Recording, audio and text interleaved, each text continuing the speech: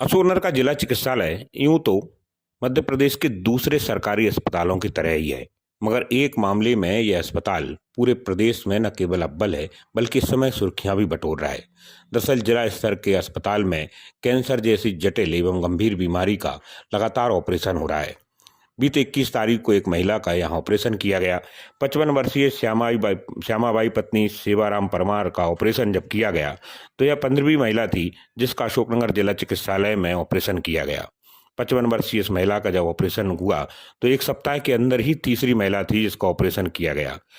4 महीने पहले डॉक्टर नीरज छारी को अशोकनगर जिला चिकित्सालय में ओपीडी में कैंसर के कुछ मरीज दिखे थे और इसी के बाद उन्होंने कैंसर यूनिट का शुभारंभ किया था और इसके बाद अस्पताल के कुछ डॉक्टरों एवं दूसरे स्टाफ के साथ उन्होंने यहाँ पर शुरुआत कर दिया था।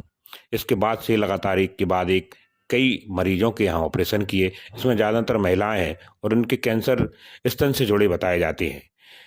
उल्लेखनीय है कि कुछ मामलों में यहाँ पर छोटी गठान और बड़ी समस्याओं के बाद भी ऑपरेशन किए जा रहे हैं और ये वो ऑपरेशन है जो प्रदेश के बाहर या बड़े बड़े अस्पतालों में कराने के लिए लोग परेशान हो रहे थे, बड़े खर्च उठा रहे थे, मगर अशोकनगर में आकर न केवल मरीजों को सुलभ और सस्ता इलाज मिल रहा है, बल्कि पूरी तरह से संतुष्ट भी हैं।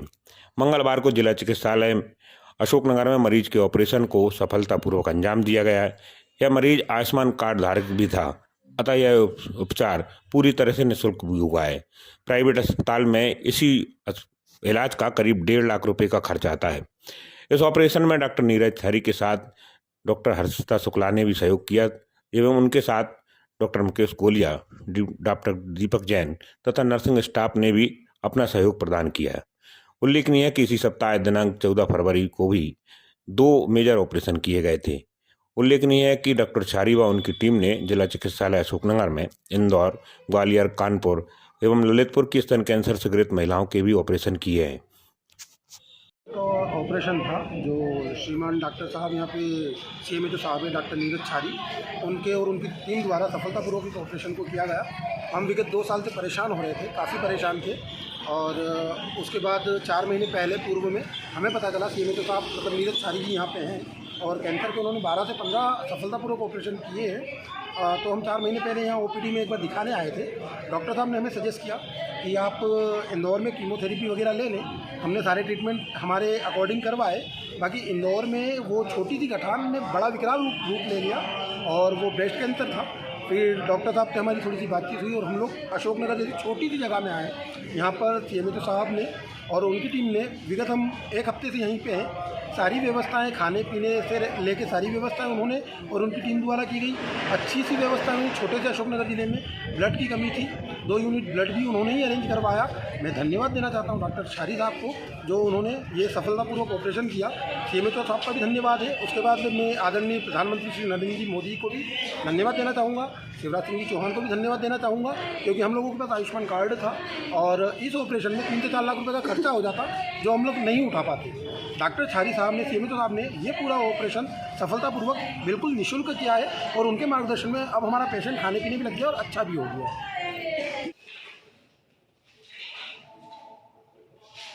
श्यामाबाई एक महिला थी जो कि धार से अशोकनगर के इलाज के लिए आई थी। वह महिला को मैंने देखा था करीब 4 महीने पहले, मुझे दिखाने आए थे लोग। तो मैंने देखा था उस समय केस एडवांस केस था। एडवांस केस मतलब बोले तो ऐसा केस होता है अगर इसमें अपन ऑपरेशन करते हैं तो दोबारा से रिकरेंस होने का खतरा बना रहता है, मतलब दोबारा बीमारी पुनरावृत्ति हो सकती है। तो हमने इनको एमएच के जो सरकारी कैंसर चिकित्सालय है वहाँ पर रेफ़र किया जिससे उनको कीमो दिया जा सके। कीमो से क्या होता है कि गठान छोटी हो जाती है, छोटी होने के बाद ऑपरेशन थोड़ा सुगम होता है। इन्होंने वहाँ पे 4 साइकिल कीमो लिया और कीमो लेने के बाद वहाँ से कैंसर हॉस्पिटल से इनको एमवाई के सर्जरी विभाग में ऑपरेशन के लिए भेजा। और भेजा इसलिए था कि वो गठान काफ़ी विकराल रूप ले चुकी थी, जबकि होना ये चाहिए था कि कीमोथेरेपी देने से गठान छोटी हो जाती है। लेकिन जब मुझे अभी 4-5 दिन पहले इन्होंने अस्पताल में आके पुनः मिले मुझसे तो मुझे दिखाया तो मैंने देखा गठान काफ़ी विकराल रूप ले चुकी थी और नारियल से भी बड़ी हो गई थी। अब ऐसे कंडीशन में ये समस्या थी कि हम लोग ऑपरेशन कैसे करें, और फिर भी हमने सोचा कि चूँकि धार से आए इतनी दूर से, निराश नहीं करना चाहते थे, तो मैंने सोचा क्यों ना विशेष प्रयास करके ऑपरेशन किया जा सकता है।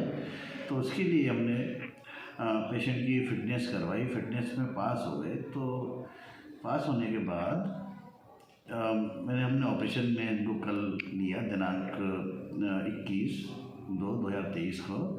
तो मेरे साथ सर्जन में डॉक्टर हर्षिता शुक्ला थी और एनेस्थीसिया दिया था डॉक्टर मुकेश गोलिया, डॉक्टर दीपक जैन ने, तथा नर्सिंग में जो सहयोग किया था श्वेता, स्मिता और दिव्या तिवारी ने सहयोग किया था इस केस में।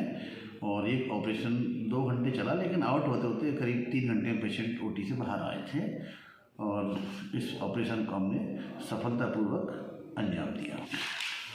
अशोकनगर के विधायक महोदय श्री जजपाल सिंह जज्जी जी के विशेष प्रयास तथा कलेक्टर महोदय श्रीमती आर उमा माहेश्वरी के निर्देशन में हमने नवाचार कर कैंसर केयर क्लिनिक की स्थापना की थी। उसके बाद से आज दिनांक तक करीब 15 मेजर ऑपरेशन कर चुके हैं, जिसमें 13 कैंसर के मेजर ऑपरेशन थे तो 2 बिनाइन केस के मेजर ऑपरेशन से, इस तरह 15 और करीब 70 हमने अभी तक माइनर ऑपरेशन कर चुके हैं। हाँ, ये ऑपरेशन काफ़ी टफ था। ये हायर सेक्टर पर टर्सरी लेवल पे मेडिकल कॉलेज में होना चाहिए था। इस तरह की विशेष टीम होती है, इस तरह के सर्जिकल हैंड्स और एनेस्थेटिक कॉम्प्लिकेशंस जो होते हैं वो यहाँ पे उसकी कमी तो थी।